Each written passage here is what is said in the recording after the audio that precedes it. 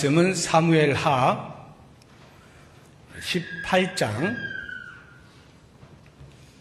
18장 9절에서 15절까지 말씀입니다.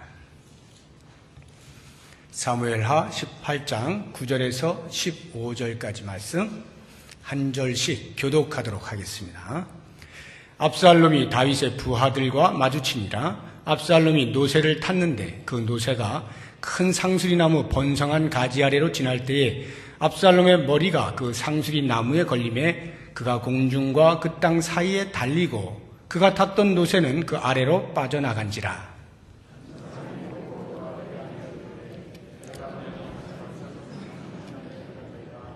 요압이 그 알린 사람에게 이르되 내가 보고 어찌하여 당장에 쳐서 땅에 떨어뜨리지 아니하였느냐? 내가 내게 은 10개와 띠 하나를 주었으리라 하는지라.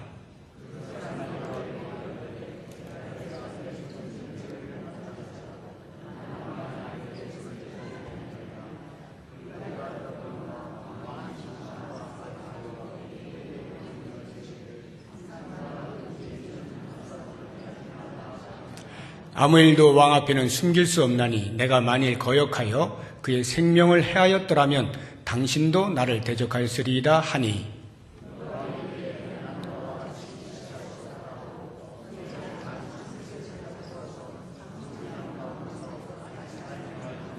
같이 읽습니다. 요압의 무기를 든 청년 10명이 압살롬을 에워싸고 쳐 죽이니라. 아멘. 우리 옛말에 호랑이는 죽어서 가죽을 남기고 사람은 죽어서 이름을 남긴다 이렇게 이야기를 하죠.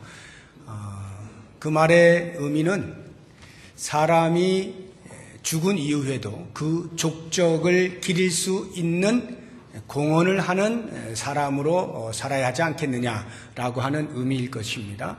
모든 사람은 죽으면 이름을 남기긴 합니다만 그렇게 이름을 남긴다는 뜻이 아니라 많은 사람들에 의해서 회자될 만큼 유명세를 타는 그런 이름을 말하는 거죠. 그렇게 하자고 하면 아무래도 인류 공헌을 해야 사람들의 입에 회자가 될 수 있을 거라 하는 생각이 듭니다. 우리는 이렇게 우리의 인류 역사에 있어서 굵직한 그 족적을 남긴 사람들을 가리켜서 흔히 영웅이라고 말을 하고요. 이러한 영웅은 시대마다 분야마다 있을 수밖에 없습니다. 우리 기독교계에도 영웅들이 있죠. 히브리서 11장에만 봐도 믿음의 사람들, 선진들이 소개가 되면서 우리들에게 믿음의 영웅으로 등장을 하죠. 가까이에 우리가 19세기에 그 영국의 찰스 스펄전 목사님이라고 하는 대설교가가 한 시대를 풍미했고 지금도 회자가 되고 있죠. 20세기에는 미국의 대중전도자로서 여전히 전 지구촌을 뜨겁게 했던 빌리 그레이엄 목사님, 이런 분들, 우리나라에서도 얼마든지 영웅이라고 불릴 만한 그런 신앙의 거장들이 많이 있습니다. 이런 분들은 시대가 흘러가도 계속해서 그 후세들에 의하여서 이름이 거론이 되면서 모범으로 등장을 합니다. 그런데 그런 분들 말고 우리의 입에 회자되지 아니하는 영웅들도 있다는 것을 오늘 제가 좀 말씀을 드리고 싶은 것입니다. 영웅으로 대접받지 못하고 영웅으로 취급받지 못하고 영웅인지 아닌지조차도 알지 못한 채 그냥 역사에 묻혀서 지나가 버린 영웅들이 있습니다. 아무도 알아주지 않는 이름 없는 영웅들이 있어요. 오늘 말씀 속에서 우리가 그러한 영웅을 한번 돌아보기를 원하는데요. 오늘 말씀의 배경이 되는 것은 다윗과 압살롬의 전쟁입니다. 압살롬은 다윗의 아들이죠. 그럼에도 불구하고 압살롬이 백성들의 마음을 훔쳐서 어느 날 갑자기 다윗도 알지 못하는 때에 내가 왕이요라고 소리를 치고 반역을 일으킵니다. 쿠데타가 일어난 거예요. 그래서 쿠데타가 성공을 하죠. 다윗 왕은 눈물을 흘리며 맨발로 머리털을 풀고 슬픔 가운데 피난길에 오를 수밖에 없었습니다. 이러한 그 피난길이 얼마나 가슴이 쓰렸을까요? 다른 사람도 아닌 자기 아들에 의해서 일어나게 된 일이니까 누구를 원망할 수가 있겠어요. 아무튼 그렇게 피난길에 오를 때 다윗 혼자만 간 것은 아니겠죠. 다윗을 추종하던 사람들이 따라가게 되었을 거예요. 마하나임이라고 하는 곳에 이르러서 다윗이 정신을 차립니다. 그리고 군사를 재정비를 합니다. 보니까 한 수천 명 정도가 있어요. 그래서 천부장, 백부장 이렇게 다시 전열을 가다듬고 압살롬의 그 쿠데타에 대해서 정면으로 전쟁을 일으킬 준비를 하게 됩니다. 여기에 이제 세 장군을 세우는데요. 요압과 아비세 그리고 가드 사람 이때라고 하는 이 세 사람을 이제 세우게 됩니다. 다윗이 그렇게 전열을 가다듬은 다음에 내가 선봉에 서겠다라고 하니까 이 세 장군이 굳고 말립니다. 왕은 안 됩니다. 왕은 그들의 표적이기 때문에 혹시라도 왕이 돌아가시게 되면 아무것도 아닙니다. 그러니 왕은 여기에 머물러 계십시오. 이 성읍에 있다가 여기를 잘 돌보고 계시면 우리가 알아서 전쟁을 치르겠습니다. 그 말에 이제 다윗이 수긍을 하고 남아 있습니다. 그리고 이제 세 장군이 나아가게 되죠. 그런데 그 전쟁을 하기 직전에 다윗이 그 세 장군을 불러놓고 이야기를 하는 겁니다. 너희들이 전쟁을 하다가 압살롬, 내 아들 압살롬을 만나게 되거든 좀 선처해 달라 하는 부탁을 해요. 그러니까 죽이지 말라 이 말이죠. 생포를 하든지 이렇게 하고 슬픈 일이 생기지 않도록 해달라라는 부탁을 합니다. 그 부탁을 듣고 세 장군이 나가서 전쟁을 일으키는데 에브라임 숲에서 승리를 하게 됩니다. 여기까지가 이제 오늘 우리가 읽은 본문 말씀 앞부분에 나오는 내용이고요. 오늘 우리가 읽은 말씀은 그 이후에 압살롬이 패퇴를 하게 되어서 도망을 가는 신세가 역전이 된 겁니다. 말을 타고 노새를 타고 도망을 막 갑니다. 그런데 상수리 나무가 가지가 많이 뻗어져 있는 우거진 곳을 지나다가 그만 이 압살롬의 머리가 그 가지에 걸립니다. 그 머리가 압살롬을 압살롬 되게 할 만큼 아주 유명한 머리카락이에요. 얼마나 멋있었는지 그 압살롬을 칭찬을 할 때 그 머리카락이 기가 막히다 이렇게 말을 했던 바로 그 머리카락이 가지에 걸려가지고 타고 가는 노새는 그냥 가고 자기는 대롱대롱 매달리게 된 겁니다. 그것을 다윗 진영에 있던 한 사람이 발견을 하고는 요압 장군에게 뛰어가서 이야기를 하는 거죠. 저기 압살롬이 지금 걸려 있습니다. 그랬더니 대뜸 요압 장군이 나무라는 거예요. 책망을 하는 거예요. 아니 네가 왜 압살롬을 죽이지 않고 그냥 왔느냐? 만약에 네가 압살롬을 죽였다고 한다면 내가 은 10개와 띠를 주었을 텐데. 이렇게 훈장 같은 거겠죠. 라고 이야기를 하는 거예요.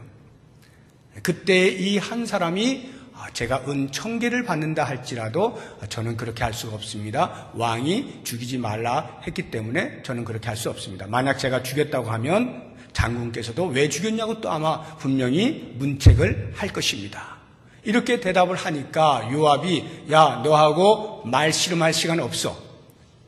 압살롬이 도망가기 전에 내가 빨리 가서 죽여야 돼 하고는 작은 창 3개를 들고 쫓아갑니다. 여전히 매달려 있습니다. 심장을 찌릅니다.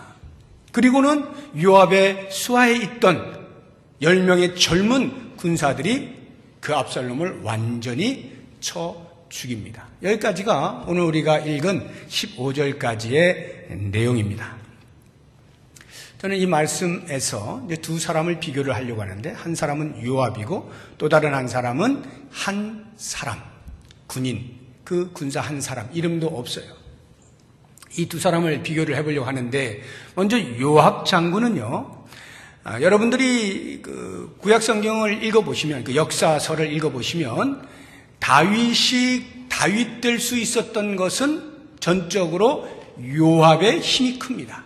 요압이 모든 군사적인 면에서 최고의 수훈을 세웠다 해도 과언이 아니에요. 그 정도로 요압은 다윗의 오른팔로서의 역할을 충분히 했습니다. 심지어는 그 밧세바를 취하는 일에 있어서 우리아를 죽이는 데에 동조를 해가면서까지 다윗에게 충성을 하였던 장수였습니다.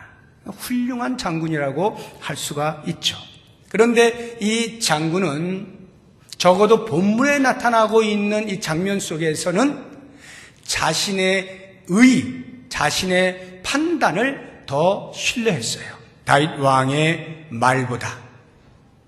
그래서 분명히 다윗 왕이 죽이지 말라, 너그러이 대우해달라 라는 부탁을 했음에도 불구하고 자신의 판단으로는 압살롬을 죽여야 오히려 다윗이 기뻐할 것이라는 생각을 하게 된 겁니다. 왜냐하면 다윗은 아버지잖아요. 아버지로서 아들을 죽이라는 말을 차마 할 수 없지만 요압 장군이 생각할 때는 지금 쿠데타를 일으킨 것이기 때문에 완전히 죽여서 진압을 해버려야 다시 다윗 왕조가 바르게 세워질 수 있으니까 설령 다윗이 입으로 내 아들을 죽여라는 말은 하지 못했을지라도 그 마음으로는 사라지기를 원했을 것이다 라고 하는 자기 판단을 신뢰한 거예요. 그래서 그 무명의 군사가 죽이지 않고 보고만 할 때 책망을 하게 된 것이고, 그 군사가 또 다른 말로 토를 다니까 말 씨름할 시간 없다 해서 압살롬이 도망가기 전에 빨리 쫓아가서 직접 자기의 손으로 처단을 하고 있는 그러한 모습을 보게 되는 것입니다. 문제는 그 다음이에요. 다윗이 소식을 들었습니다. 죽었다는 거예요. 너무나 슬펐습니다. 상상하고 싶지 않은 일이 일어나게 된 거예요. 그래서 눈물을 뚝뚝 흘리고 다 슬픔 가운데에서 전쟁은 이겼는데 왕이 슬퍼하니까 백성들도 다 같이 슬픔에 잠긴 거예요. 그때 이 요압 장군이 다윗 왕을 알현을 합니다. 그리고는 이렇게 이야기를 하죠. 왕이시여, 어찌 당신께서 슬퍼할 수가 있습니까? 당신이 아들을 잃었다 해서 슬퍼하는 동안에 우리 백성들은, 전쟁에 참여했던 모든 군사들은 당신 때문에 같이 슬퍼하게 됩니다. 지금 전쟁에서 승리하여서 기뻐해야 하는 그러한 마당에 어떻게 당신의 아들이 죽었다는 것 때문에 슬픔을 표현함으로 우리 모두를 부끄럽게 만들 수가 있습니까? 이게 요압 장군의 논리예요. 한편으로 볼 때는 이 논리가 정말 틀리는 것이 없어요. 대의를 위한 것 같이 보여요. 다윗 왕은 아주 이렇게 속이 좁은 사람처럼 보입니다. 나라가 어떻게 되느냐를 봐야 되는데 자기 아들 죽었다고 엉망거리고 있으면 그것을 위하여 목숨을 걸고 싸웠던 그 군사들의 사기는 어떻게 되는 것인가? 어찌 보면 다윗 왕이 졸장부처럼 보이고 이 요압 장군이야말로 정말 대장부다. 대의를 위하여서 과감하게 행동했던 사람이다 라고 하는 판단이 들 만큼 이 요압은 자기 확신에 꽉 차 있던 사람이었습니다. 우리가 신약에 보면 예수님께서 십자가에서 죽으시기 직전 겟세마네 동산에서 기도하시고 내려오다가 붙잡히시지 않습니까? 그 붙잡히는 광경 속에서 베드로가 말고의 길을 내리치잖아요. 자기가 가지고 있던 칼로. 의가 일어난 것입니다. 의분이 일어난 거예요. 감히 나의 주인을, 감히 나의 스승을 잡아간다고? 그럴 수 없어 하고 칼을 휘둘렀는데 예수님께서 그 베드로를 책망하지 않습니까? 내가 십자가에서 죽어야 할 것과 3일 만에 다시 살아나야 할 것에 대하여 너희에게 몇 번을 이야기하였더냐? 베드로는 그 예수님의 말씀이 귀에 들어오지 않아요. 자기의 의가 예수님의 말씀보다 더 신뢰할 만한 거예요. 내가 생각할 때는 예수님이 잡혀가면 안 되는 거예요. 나는 정말로 예수님께 충성을 다해서 행동을 한 거예요. 설령 그 주군에게 욕을 먹는 한이 있더라도 나는 내 충성심은 조금도 변함이 없다. 마치 요압 장군이 다윗 왕에 대하여서 생각했던 것과 전혀 다를 바 없는 그러한 모습으로 베드로가 행동을 한 거죠. 그런데 중요한 것은 성경이 그러한 베드로에 대해서 무엇이라 말하고 있느냐라고 하는 것과 성경이 과연 요압 장군을 어떻게 평가하고 있느냐라고 하는 것이 매우 중요한 것입니다. 요압 장군은 그 뒤에도 다윗과의 알력에 있어서 자리에서 뺏겨났다가 다시 또 스스로의 힘으로 다시 쟁취했다가 이런 길을 몇 번을 하다가 결국에는 다윗 왕이 죽기 전에 자기의 아들 솔로몬에게 유언으로 남깁니다. 저 요압을 반드시 죽여야 된다.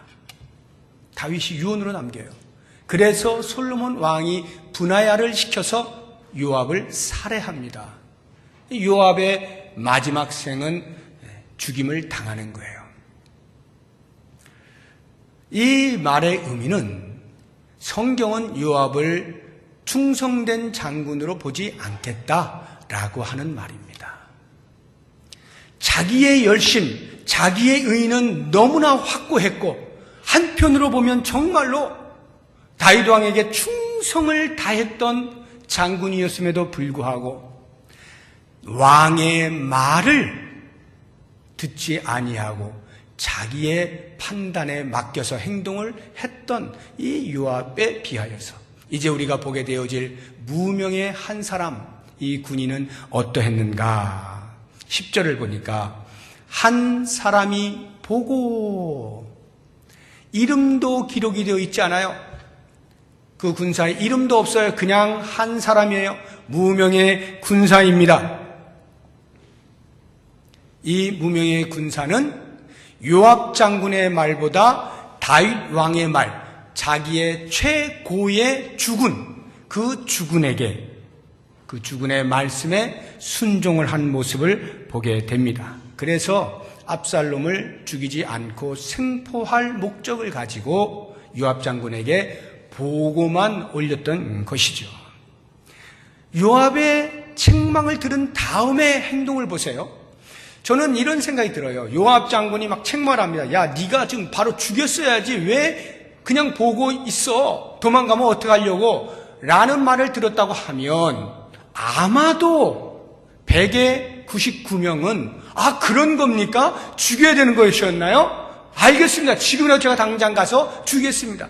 이것이 아마 순리적일 거예요. 왜냐하면 그는 요압 장군의 직접적인 명령을 받는 부하이기 때문에. 왕은 저 멀리 있잖아요. 한참 위에 있어요. 군대 체계라고 하는 것은 자기 위에서 이야기하는 것이 제일 빨리 들어야 할 말이죠. 한참 위에 있는 그 왕이 그렇게 하지 말라 했다 해서 지금 자기의 직속 상관이 이야기하고 있는 것을 거부한다는 것 쉽지 않죠. 그 거부했을 때에 나타나게 될 현상, 위태함, 나에게 어떤 일이 일어날 수 있다는 것, 혹시 목숨을 빼앗길지도 모른다는 이러한 위기의식을 느끼지 않았을 리가 만무합니다. 그럼에도 불구하고 이 한 군사는 요압 장군의 말이 아닌 왕의 말에 더 무게를 두고 거기에 순종하는 것으로 결심을 하고 요압 장군의 말에 조금도 흔들리지 아니하고 오히려 더 당당하게 이야기하는 것을 볼 수가 있어요. 당신이 저에게 은 10개와 띠를 포상금으로 주신다고 했는데 저는 은 1000개를 내 손에 쥐어진다 할지라도, 당신이 나에게 은 1000개를 포상금으로 준다 할지라도 당신의 말을 듣지 아니하고 왕의 말에 순종을 하겠습니다. 왕은 분명히 당신에게 압살롬을 너그러이 대하라고 이야기했습니다. 이것을 이 군사가 어떻게 알았을까요? 성경의 기자가 우리에게 그것을 알려주고 있는 거예요. 5절 말씀을 보십시오. 사무엘하 18장 5절에 왕이 요압과 아비새와 이때에게 명령하여 이르되 나를 위하여 젊은 압살롬을 너그러이 대우하라 하니 왕이 압살롬을 위하여 모든 군 지휘관에게 명령할 때에 백성들이 다 들으니라. 군대 장관들에게 그렇게 명령을 할 때 백성들이 다 들으니라. 이 군사가 들은 거예요. 그런데 보니까 요압 장군이 왕의 명령대로 하지 아니하고 자신의 의를 따라서 판단하고 행동하려고 하니까 이 한 군사가 자기의 목숨이 위태로운 상황 가운데서도 당당하게 나는 주군의 말에 순종을 하겠습니다. 이렇게 말하고 있는 것이죠. 그의 절개를 볼 수 있는 부분인데요. 13절 말씀을 보니까 이렇게 표현이 되고 있어요. 아무 일도 왕 앞에는 숨길 수 없나니. 이 군사의 말이에요. 요압 장군에게 말하는 거예요. 아무 일도 왕 앞에는 숨길 수가 없을 것입니다. 당신이 설령 거짓말로 이렇게 저렇게 해서 압살롬이 죽었다라고 보고한다 할지라도 왕은 다 알게 될 것입니다. 왕의 말을 거슬러 불순종하지 말기를 바랍니다. 라고 하는 간곡한 자기의 입장을 표명하고 있는 모습을 보게 되는 것입니다. 더 큰 왕께 순종하겠다라고 하는 것인데요.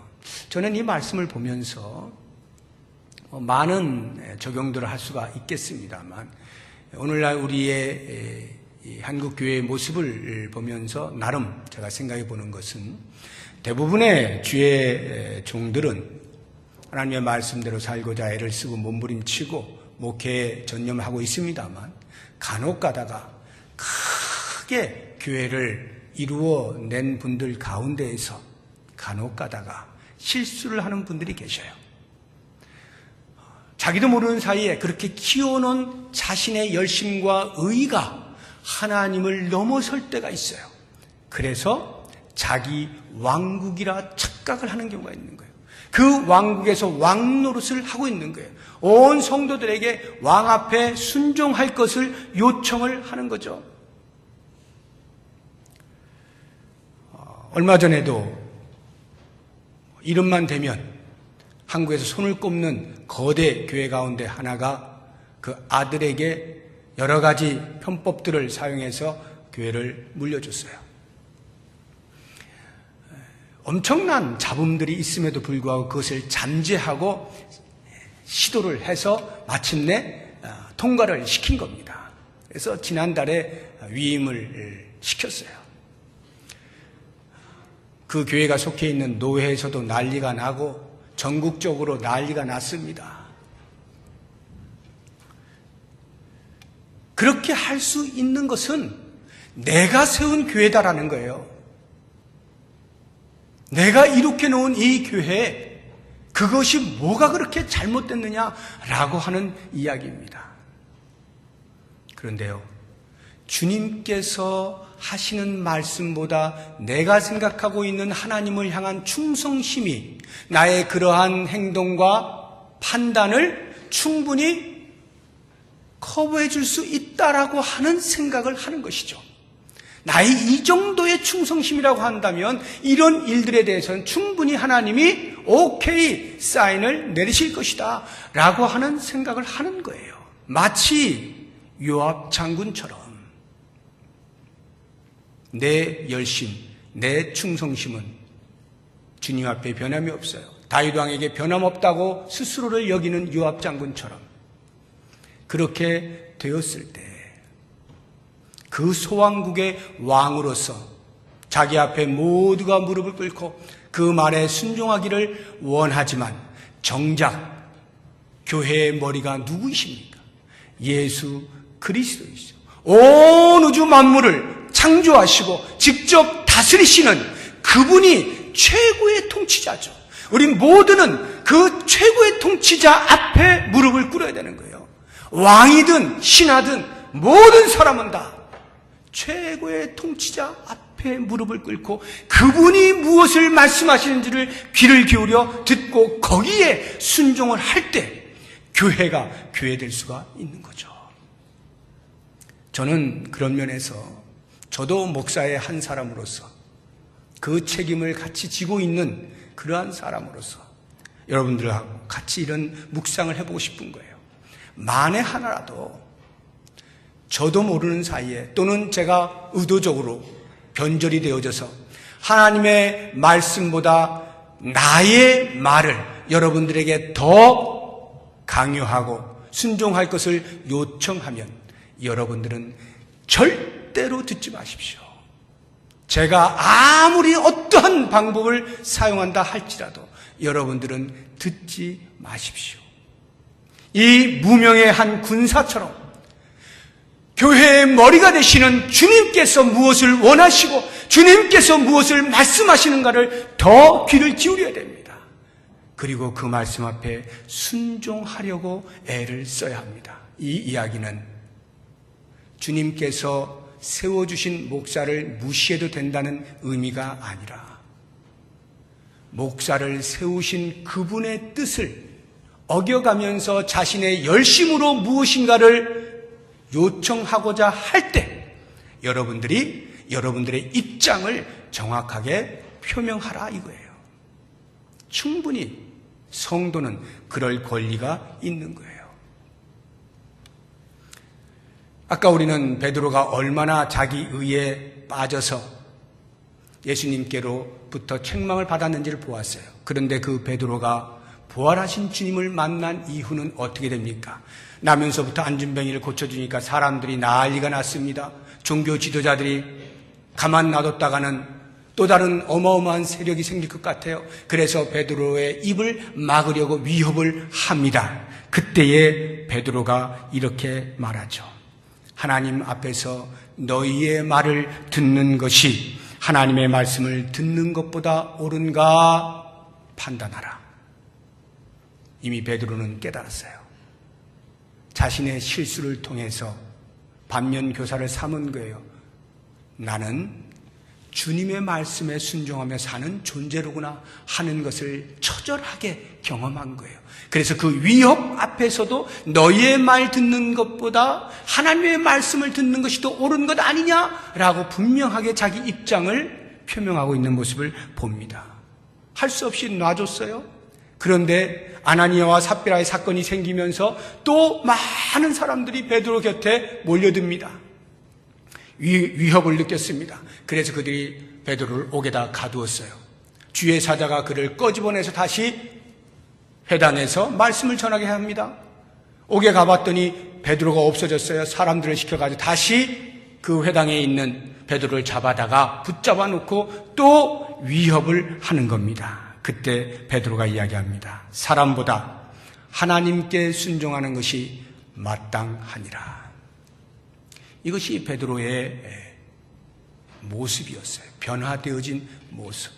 이미 베드로는 이 순간에 무엇이 옳고 그른 것을 명확하게 알고 있었고 무엇을 붙잡고 나가야 하는지를 정확히 알고 있었어요. 자신의 열심이 아니라 자신의 의가 아니라 자신의 충성심이 아니라 자신의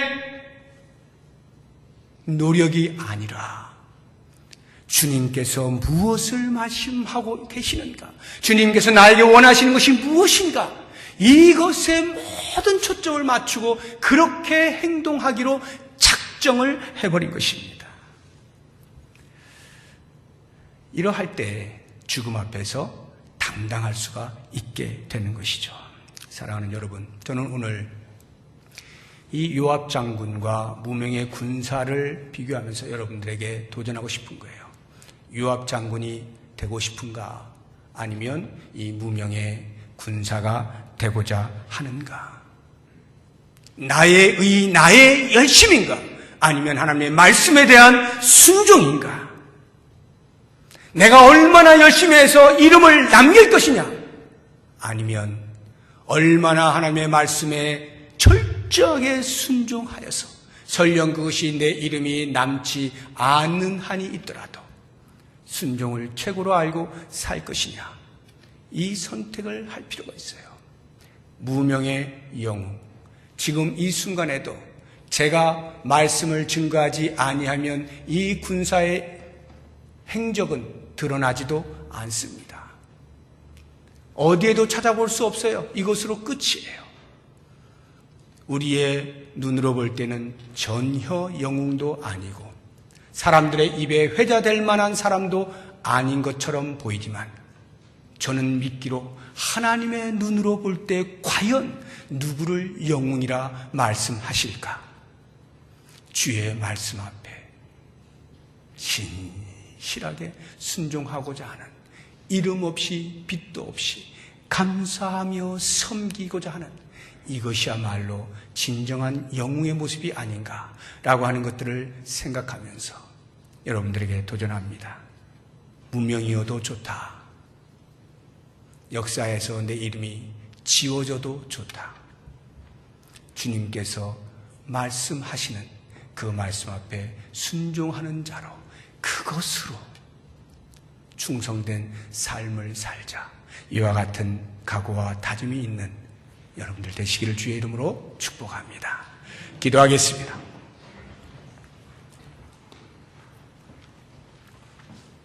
오늘 말씀을 생각하면서 우리 같이